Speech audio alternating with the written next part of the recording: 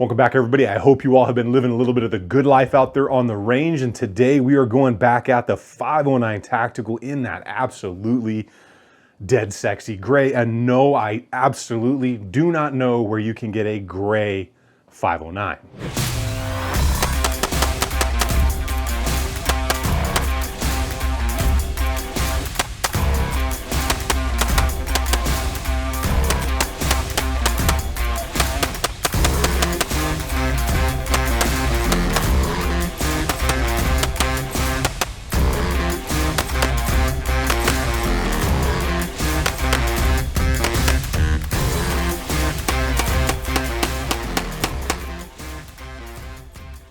All right, so the big questions, have I broke it yet? Have I broken the striker? I can happily say, no, I have not. It's still the factory striker in here. I did buy this thing used, so the guy before me had several hundred rounds through it, and I have put well over 700 rounds through it myself. So we are well over 1,000 on this thing with the factory striker.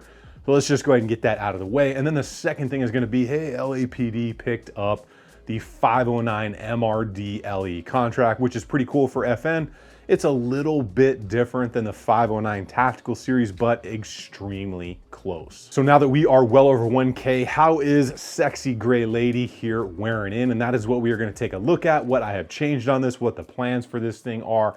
Overall, the cost, is this something that should people still be looking at with everything else that's come out over the past couple of years since the 509 Tactical hit the market? And of course, do I still like this thing as much as when I first got it, or do I just love it because it's gray and looks absolutely mean with a 24 round magazine in it? Insane. All right, let's get into the well over 1K up close here for the Sexy Gray FN 509 Tactical right here.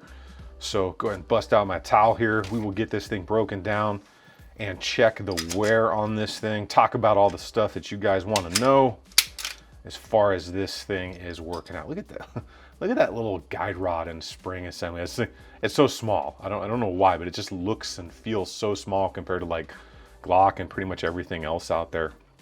So this pistol, I did buy this one used. So the gentleman that I bought this from had several hundred rounds through it before I purchased it, but it was in very, very good condition. So that's why I bought it, obviously. And because it was gray and you couldn't find them anywhere. So talking about how this thing is wearing in, take a good look at the barrel, all that normal wear across the hood, pretty much everything that we would expect out of a barrel that's got a little over 1,000 rounds. So like I said, he's had several hundred rounds through it. I've put several hundred rounds through it. So we're well over 1K at this point. Every mark on here is exactly what you would expect, all the way down from where the slide's contacting the barrel. It's a little bit dirty up in the chamber. Forgive me, I didn't do the best job cleaning it. But nothing wrong up in here. No gouges, no chunks, nothing in the locking blocks. A little bit of weird wear on just the left corner of the barrel. I don't know why, but it seems to be favoring the whole left side right there. You can see it. A little weird how some pistols do that and some don't. Just kind of is what it is. Checking out the upper inside portion of the slide right here. You can see it's got a pretty good scoring mark right there towards the front. Try and get the best light I can for you. But overall, it's not getting a ton of wear up on the inner part of the slide right there, which is kind of odd because generally striker fire pistols have a pretty good wear mark in there. However, it is starting to show some pretty decent holster wear. I know it's tough to see up on the nose of it right there. And that's just kind of what happens when you holster and unholster these things a lot. Other than that, the coating is holding up very nicely everywhere around here. While I got the slide, let's talk about that optics mounting plate. So this is the modular optics system that FN has. It's got a little O-ring under there. It's kind of a two-piece plate design you can see right there, and you're not supposed to have to use Loctite. You're not supposed to need it. I've had to retorque this thing at least a dozen times. It does not seem to work for me. I have friends that say I've never had to retorque mine. Mine, like literally the screws have backed out enough to where I can move the RMR around. I've torqued it properly. I've torqued it a little pound or maybe an inch, 2 inch pounds over. It just doesn't seem to work for me. So if it works for you, I'm happy for you. It just isn't for me. Talking about the frame here, love the texture on it. Really plenty of grip. It's a little odd that it's different in the front, different on the side, and then a little different up in that area. Weird thing about the frame here is, it might be tough to see, but you can kind of see the back strap is almost turning like a tan. So it's kind of it's the color is kind of getting weird. I don't know why, but maybe because it sees more sun in the holster, but it's definitely showing a lot of color variation as compared to the rest of the frame, which kind of sucks because I like this thing because it's gray. As far as the ambi controls go, I have noticed the coating on these mag release here is wearing quite a bit, as well as the slide stop slide release on the side that I use. So you can see, if you back up and pause, you can see right there, the off-sided one that I don't use is like brand new. The side that I do use kind of seems like it has a little bit more coating wear than it should. Maybe it's just me. Coming here, we can see that we have our basic wear across the rear rails here. Favors the kind of corners right there where the rail kind of slopes down. I don't know if you can see that on camera, but there's a little bit of an angle right here where the rail kind of slopes off, and that's where that slide is wanting to ride. Everything else in there is solid, good to go, not having any issues. You'll notice up on the front, you can see those score marks where the slide is coming across the locking block, right up in there where the barrel locks in, all of that typical wear that we would expect to see at this round count. You can see also, seems like it's kind of dragging a little bit longer on the right side, right here. It seems like that mark goes a little bit further back on the right side than it does on the left side, just ever so slightly. You might not be able to pick it up. And then right here on the right side of the locking block as well, I know it's a little shiny and tough to see, but you can see a little bit more of a score here all the way across the right side. So interesting. I don't know if you guys are experiencing that, but it is what it is. So I do have the Apex trigger in here. We're gonna go ahead and throw this thing back together real quick. We'll do some pull tests on that. And just if you are wondering, I'm still on the factory striker. I know a lot of people have had issues when the FN509 first came out. I'm still running the factory striker. I don't have any issues with it, but if it breaks, I will put an Apex version in there. However, my understanding was that was not an ongoing thing. I think it was a bad run of parts. However, FN does say do not do a lot of dry fire in here, but the breaking of the striker for normal takedown procedures and all that is just fine, which is kind of weird. Maybe there is a true striker issue, maybe there is not, but we will do 3 pull tests and I will try to pull from the same place each time to see where we are at. Looks like we were almost dead nuts at 5 pounds right there for pull 1.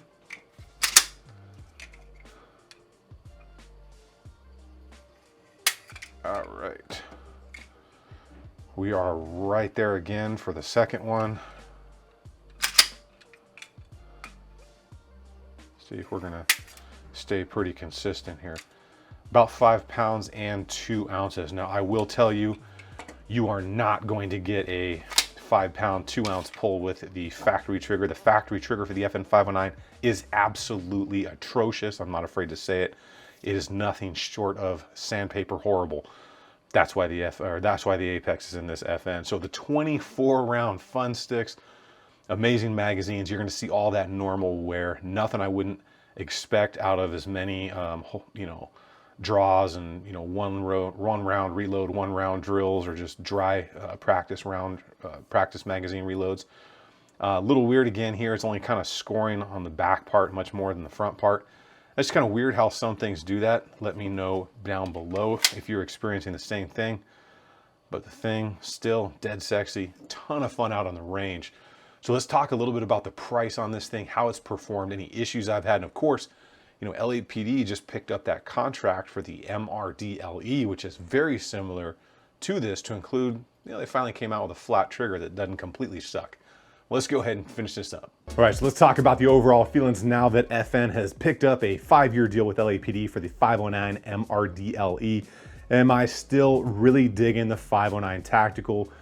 Even if it wasn't gray, would I still like this thing? I'm gonna have to say yes, but we're gonna talk more about why and who maybe this is for in just a minute. So let's go ahead and knock out the price first. So no, again, I don't know where you can find the gray. I have not seen any others out in the wild for sale.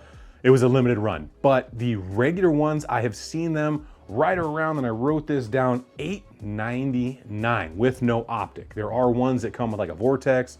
I think I saw one with the Delta Point Pro. $899 without the optic. Fully ambidextrous setup out of the box, optics ready, but that is a lot more expensive than several other things out on the market right now that are very comparable to the FN and have a far better factory trigger than the FN, because like I said up close there, the factory trigger on the 509 was nothing short of hot Chinese dumpster food garbage. But being that FN is very proud of their product, they ask a premium. It must be all of those years of machine gun contracts with like every military around the world. But do I like it? Yes, I love the FN 509. One of the things I like about it is it seems to be that I can put this in the safe, walk away for a month, come back, pick it up, and just run the thing. All the very natural angles, it points very naturally. It just seems to be very, very good for how I run, the angles of my wrist, and it just seems to be easy to walk away from and pick back up. I know that's kind of weird to say, but it's not the same for every pistol out there. Some things when I walk away from them, specifically Glocks, if I'm not running them all the time, I am very rusty with those angles when I walk back into them. Some other good things are the grip texture is great. 24 round magazine options for these things. Absolutely awesome. You can do the backstrap thing if it is your thing. Suppressor ready barrel, good optics mounting system, even though I still have to use Loctite. It is a very solid setup, especially since it comes with those taller sights. If you're gonna use this for a work setup, your agency or wherever you work is probably gonna mandate that.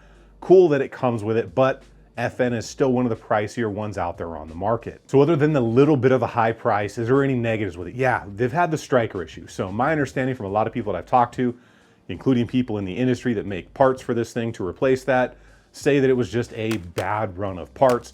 If you guys have still had issues or know people that have bought brand new ones that have had issues with the striker, definitely let us all know in the comments so we can keep an eye on that.